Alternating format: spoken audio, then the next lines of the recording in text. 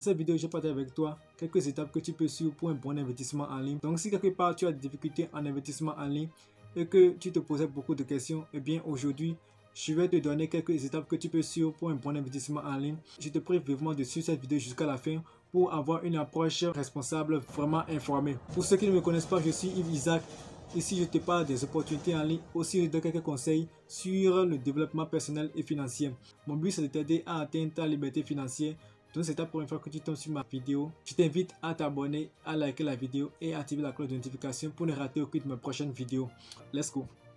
Alors, quelles sont les étapes que vous devez suivre pour pouvoir élargir votre investissement en ligne, pour pouvoir atteindre votre but financièrement que vous êtes fixé sur l'investissement en ligne en cette année 2023? Ici, je vais te présenter 8 étapes que tu vas suivre pour pouvoir élargir ton investissement en ligne. Donc, la première des étapes que tu peux suivre en cette année 2023 pour pouvoir élargir ton investissement en ligne, c'est de faire des recherches. Informez-vous sur les différentes formes d'investissement telles que les actions, les fonds communs de placement, les obligations, les devis, etc. Comprenez les risques qui sont associés à chaque type d'investissement. Lorsque vous choisissez n'importe quel type d'investissement, que ce soit dans les crypto-monnaies, le trading, dans l'e-commerce, dans le marketing des réseaux, dans le dropshipping, vous devez connaître tous les risques qui vont à chaque type d'investissement que vous voulez faire. Donc si c'est le e-commerce, tu dois comprendre tout ce qui va avec le e-commerce, toutes les conséquences qui vont avec. Si c'est les conséquences positives, tu dois tous les connaître, les conséquences négatives. Donc comprenez que les rendements élevés vont de pair avec les risques élevés. Donc soyez prêts à accepter les risques. Si tu n'es pas prêt à accepter des risques, vaut mieux ne pas investir. Et si tu n'investis pas, tu n'auras rien. La deuxième étape à suivre pour un bon investissement en ligne et pour une bonne approche et informer vers ton investissement en ligne, c'est quoi? C'est l'éducation financière. L'éducation financière est vraiment importante pour un bon investissement en ligne. Donc vous devez acquérir une bonne éducation solide en suivant des cours en ligne sur Google. Tu peux aller sur YouTube, c'est extrêmement rapide et gratuit. Ou aussi en consultant des livres. Aujourd'hui, il y a plusieurs livres qui sont écrits sur l'investissement en ligne que tu peux aller consulter, que tu peux aller checker. Donc lorsque tu lis un livre, tu as quelques apports sur ce que tu veux faire. Si c'est dans le marketing de réseau, tu recherches des livres qui parlent de marketing de réseau. Et là, lorsque tu vas lire ces livres, tu vas connaître les conséquences positives et négatives qui sont derrière le marketing de réseau. C'est tout ce que tu as à faire pour pouvoir élargir les investissements en ligne.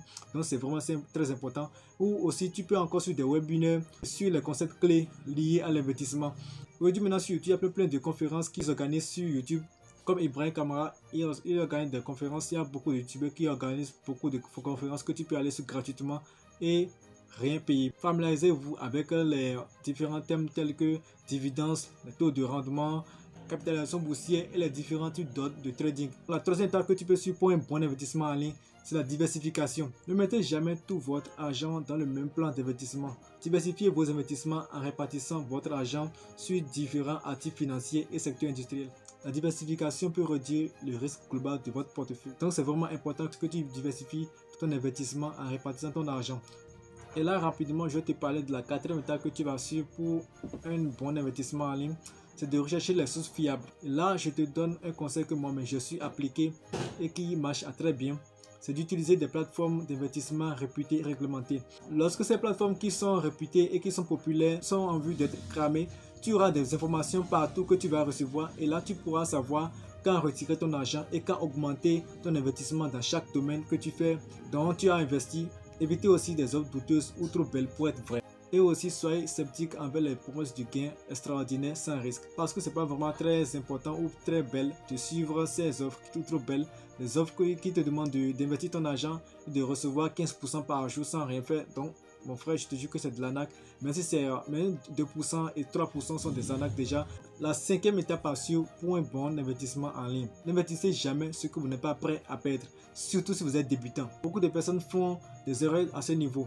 Si vous êtes débutant, on est très incité à investir rapidement, à se lancer, à tirer sur tout ce qui bouge, ce qui n'est pas très conseillé dans les investissements en ligne. Tu dois faire des recherches, aller étape par étape pour pouvoir faire fructifier tes revenus. L'investissement comporte toujours un certain degré de risque, donc il n'est pas conseillé de mettre en jeu l'argent que vous aurez besoin à court terme. Donc la sixième étape que tu peux suivre, c'est de vous méfier des promesses de rendement élevé. Les investissements légitimes comprennent des risques, donc soyez prudent face aux promesses de rendement excessivement élevés car elles pourraient cacher des arnaques. Donc ne vous faites pas partie de ces 90% qui se font arnaquer, donc soyez vigilants sur le plan d'investissement en ligne. Donc la septième étape que tu peux suivre, c'est de consulter un conseiller financier. Lorsque tu sais que tu es incertain et que tu es novice, je te conseille de consulter un conseiller financier. Donc un conseiller financier qualifié et professionnel que vous allez consulter pour votre investissement en ligne peut vous aider à définir des objectifs d'investissement adaptés à votre tolérance au risque et à votre situation financière.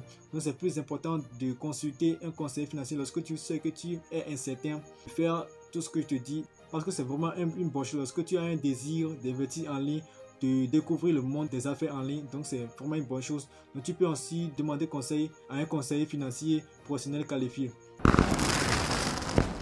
Évitez de vous laisser influencer par des promotions ou des pressions pour investir rapidement parce que ça peut gâcher beaucoup de choses que vous avez préparées depuis fort longtemps. Soyez aussi réceptif et actif aux informations dans le marché du domaine que vous avez choisi pour savoir à quel moment retirer votre argent, à quel moment investir plus ou à quel moment laisser votre argent intact pour le laisser fructifier.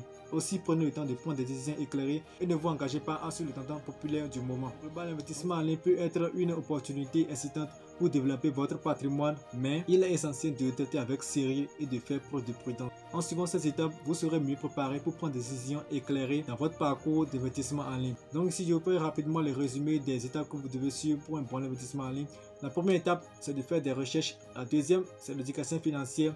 La troisième, c'est la diversification. La quatrième, rechercher les sources financières. La cinquième, commencer petit. La sixième, c'est de se méfier des promesses de rendement élevées. La septième, c'est de consulter un conseiller financier. Et la huitième, c'est de rester vigilant. S'il y a des opportunités que j'ai eu déjà à présenter sur cette chaîne, si tu es encore nouveau, tu peux aller checker ça dans la description. Donc ça sera la fin de la vidéo. Si elle t'aura plu, n'hésite pas de t'abonner, de liker la vidéo pour ne rater aucune de mes prochaines vidéos. Et aussi, tu peux le partager si